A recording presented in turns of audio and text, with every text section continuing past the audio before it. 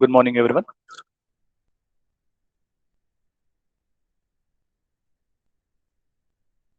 Welcome to operating system class.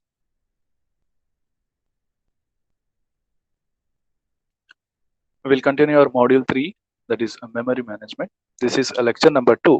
In this class, we will take the first topic in the module 3, that is contiguous memory allocation. Before proceeding into the actual syllabus, let us try to have a look into the memory allocation model for a process.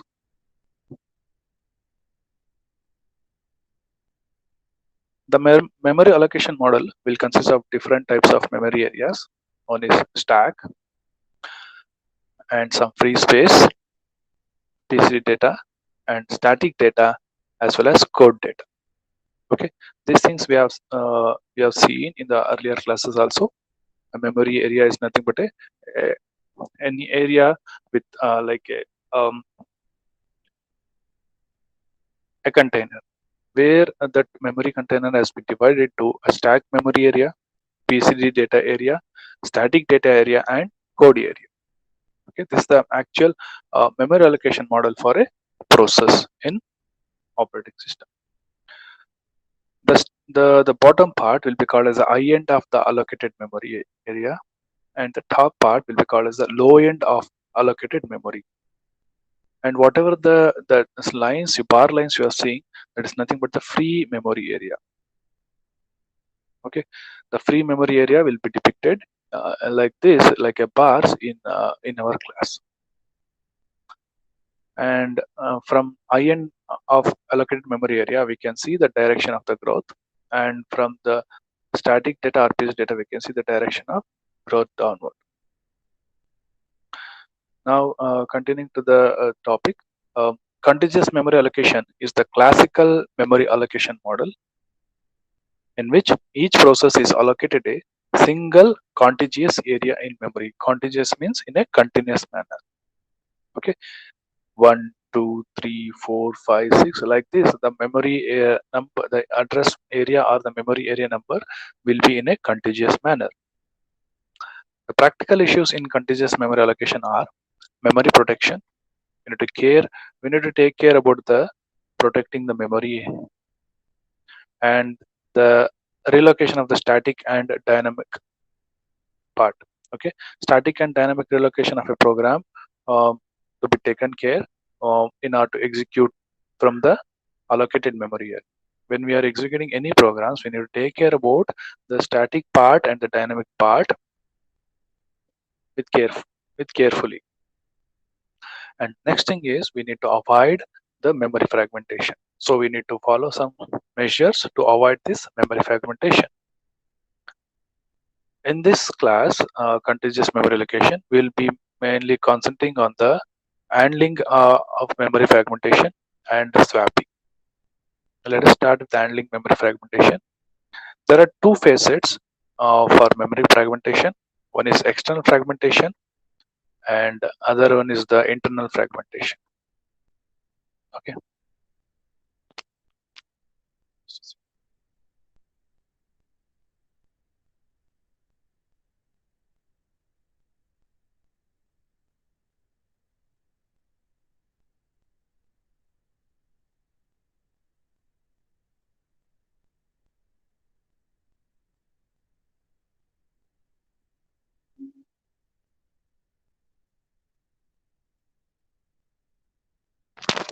Pardon me for the slight changes in the slide now. Okay. We are in the handling memory fragmentation. There are two facets to memory fragmentation. One is external fragmentation, and the another one is the internal fragmentation.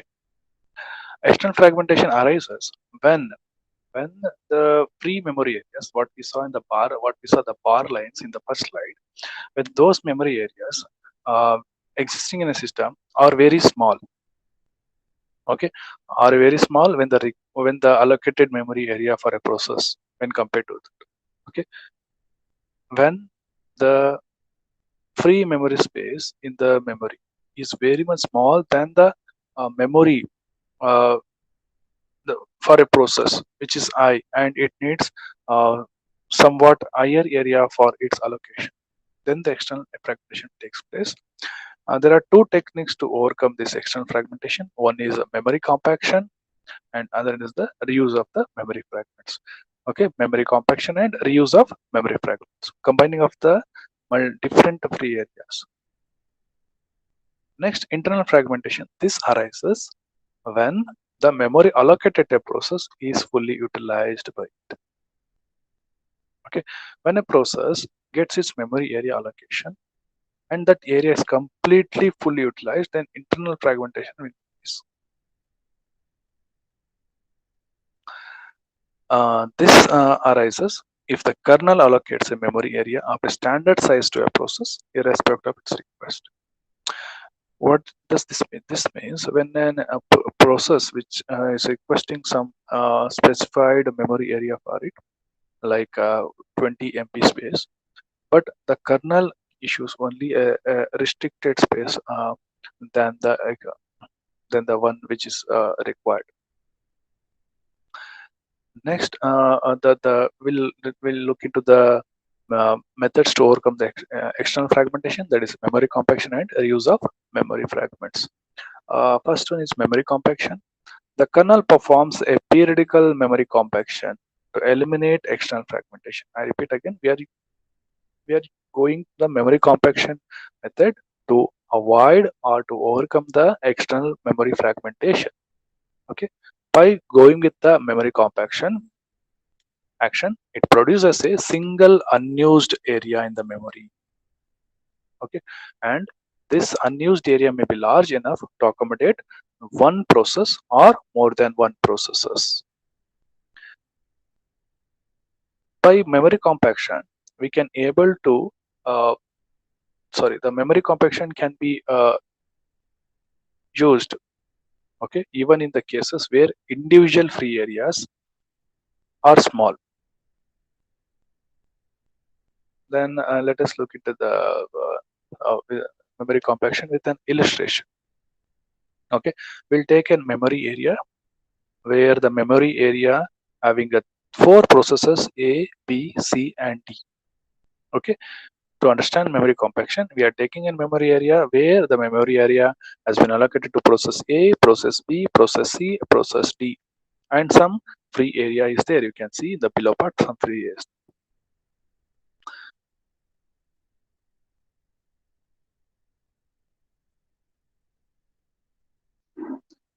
Now let us try to terminate the process B. Okay, let us try to terminate the process B. Okay,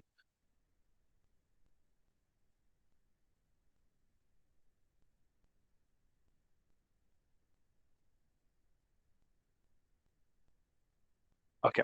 Now we will terminate the process B. When we terminate the process B, the area of the process B is gets free.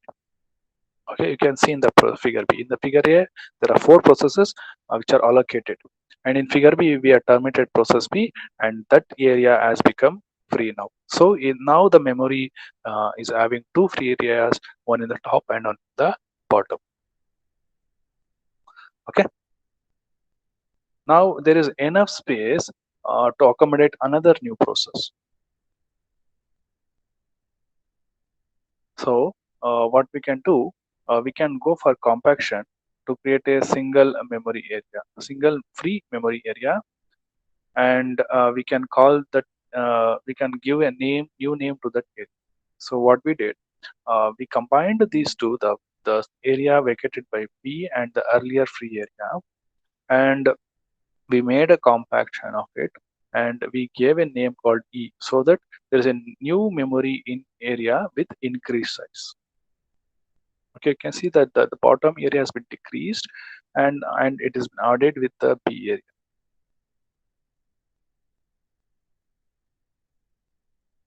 So we can able to get a single free memory area which is large enough to accommodate any new process. Okay, this is performed by the kernel. The kernel performs this compaction to create a single free memory area, and it initiates a process E in this area. So new process area has been initiated. Okay, we combined these two memory free areas and we created a single memory area, and the kernel has been initiated, sent one new process called E into this new free area. And this compaction involves moving of the process C and D above in the memory area during execution. You can see C and D were in the bottom, below the B free area.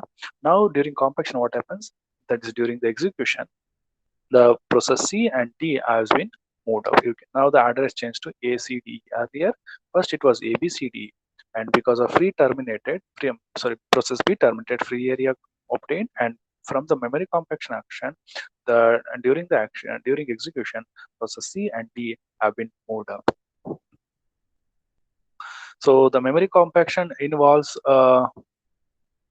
this this is nothing but the explanation I gave in the previous slide. The next, moving swap. Before moving into swapping, let me give some few insights. So this memory compaction involves a dynamic relocation, which is not feasible without a relocation register. In computers not having a relocation register, the kernel must resort to reuse of free memory areas. However, this approach incurs delays in initiation of processes when large free memory areas do not exist.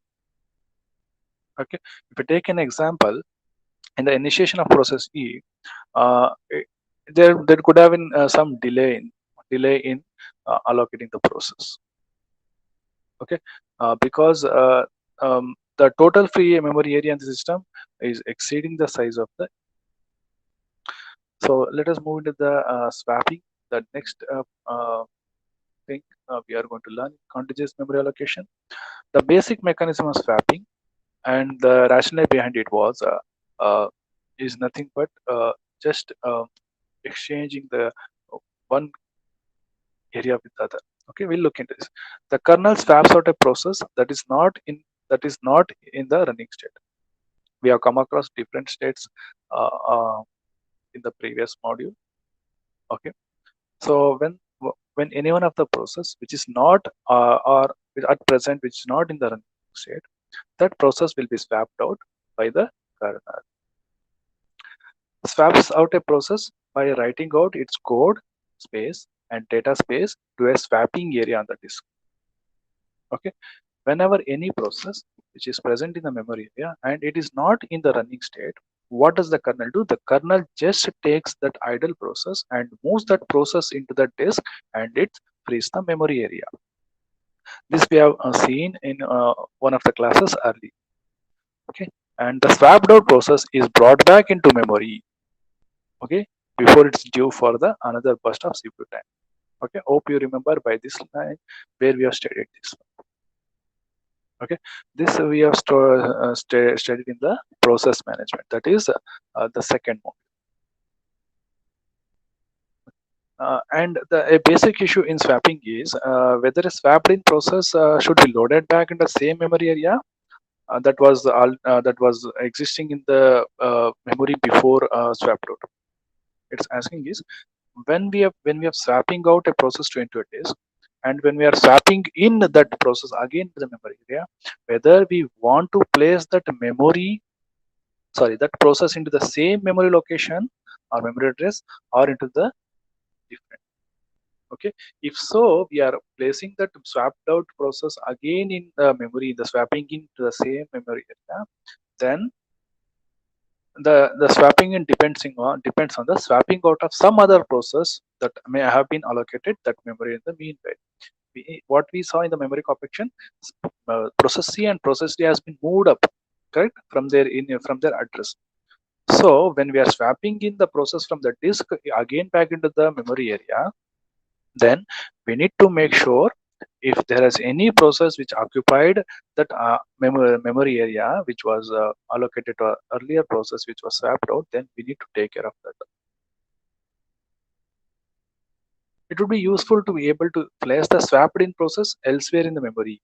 Okay, instead of disturbing the already running process which are moved up in the memory area, instead of disturbing them, it is better to swap in the process into the back into the memory area in some other free space.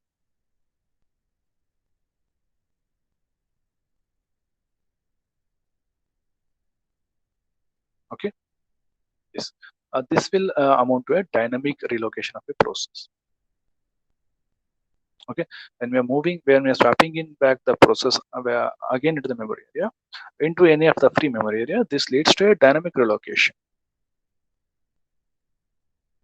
Okay, that's it for today's class. We will continue about the next topic, that is non-contiguous memory allocation, non-contiguous memory allocation, in the next class. Thank you for attending this class.